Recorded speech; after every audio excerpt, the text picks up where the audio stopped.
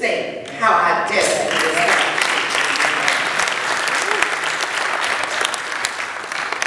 We don't need anyone in the Eiffel Tower saying that, oh, this is what they will get, this is what they should have.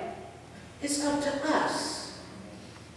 In our communities, it's up to us to say what we want. But so many times, people come in your community, they make $1 million plus, $1 million plus. Walk out of your community, and your community looks the same. That's right. We are tired of people coming in, making themselves millionaires, and our people are suffering. Does that make sense? No. Yes. Does that make sense? Yes, that makes sense. It's time for us to stop the good old boys and the good old girls. Yes. Yes.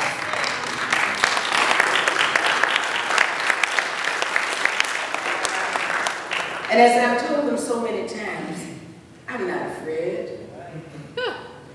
If your name is not Jesus, you don't have anything to say to me.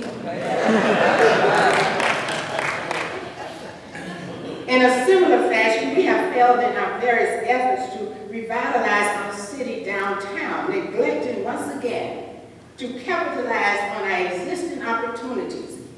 I've had the honor of meeting two of my friends here, Enos and Bob Mann, and they're part of Metro Jacksonville.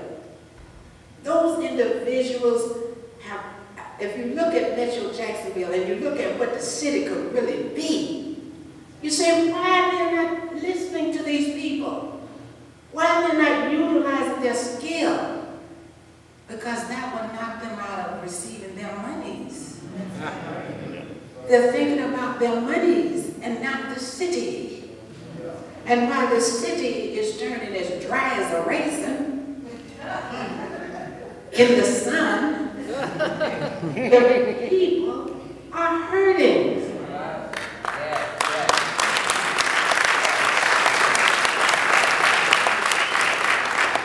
I'm tired of you hurting. I don't know how long I will be here. Some people say, oh, she shouldn't do that because she should be retired. As long as I have breath in my body, I'm going to stand tall and say what I have to say to make changes in this city.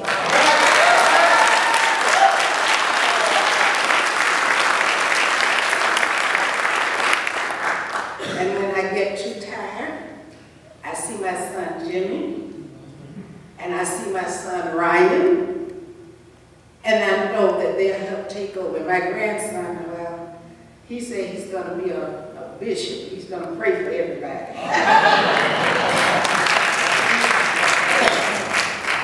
But given Jacksonville's unfortunate history of missed opportunities and divided efforts, what can be done?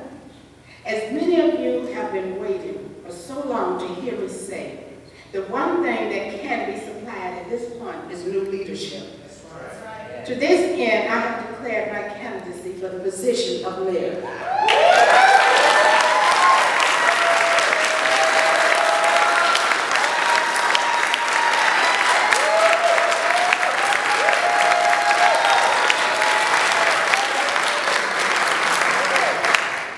As you know, I have been criticized for suggesting that what Jacksonville needs is a paradigm of leadership. Well, to this accusation, I happily plead that I am guilty as charged. However, what do I mean by this? What, in practical terms, would a truly new approach to leadership in our community look like? First of all, I truly believe that Jacksonville needs a mayor who believes in the communities and the people. That is your building. It's not a special building for special people. You paid for that building, and you have a right to that building. We need a mayor who can unite formally opposed factions and bring people together. A leader who does not divide people. I don't want to see you all divided and not caring for each other. We cannot live like that. Diane, my other son, Queen. That's my little baby too.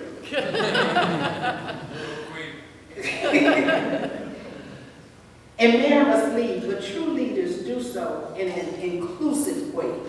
You do not exclude people. You include people.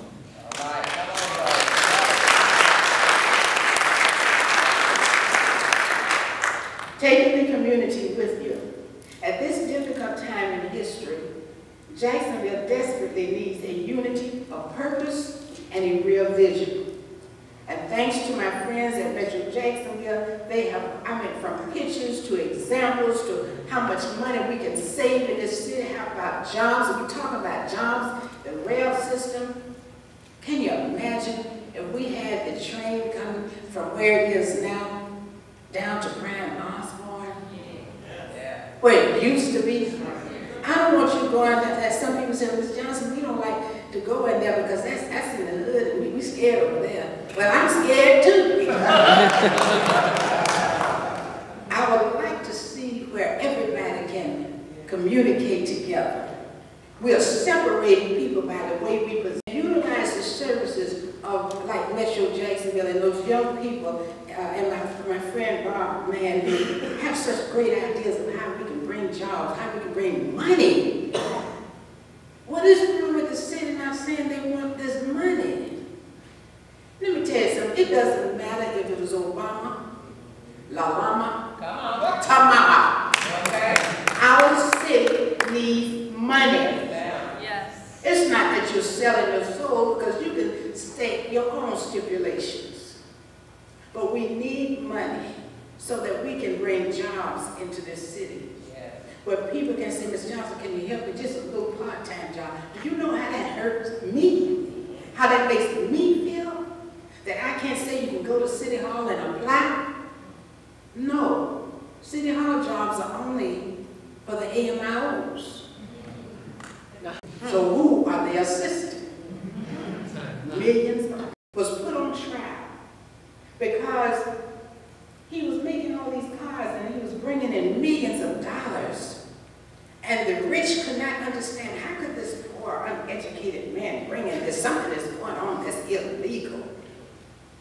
And he sat there in court and he said, I may have a third-grade education, but I know who to get what I want done.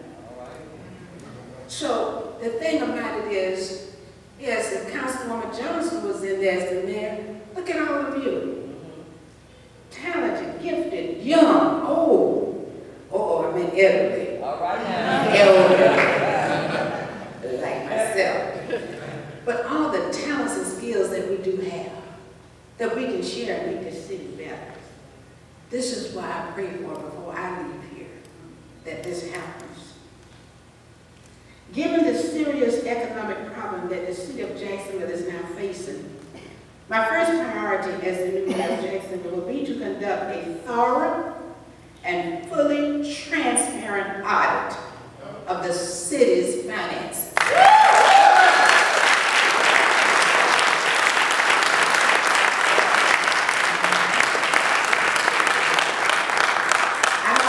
Want somebody telling me we're in a negative and how much, or somebody saying that we're in a positive and how much.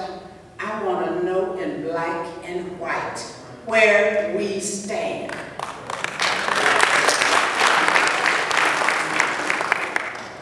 Before imposing taxes and fees on those least able to pay them, as others have done in the recent past, I would do everything within my power to accurately determine what the city's account books are actually telling us.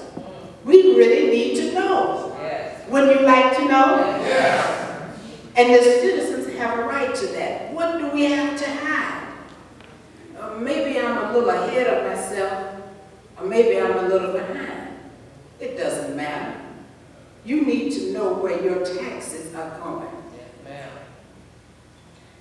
with this data, my staff and I will carefully balance existing and projected city revenues against real community priorities, and only then determine what new sources of revenue, if any,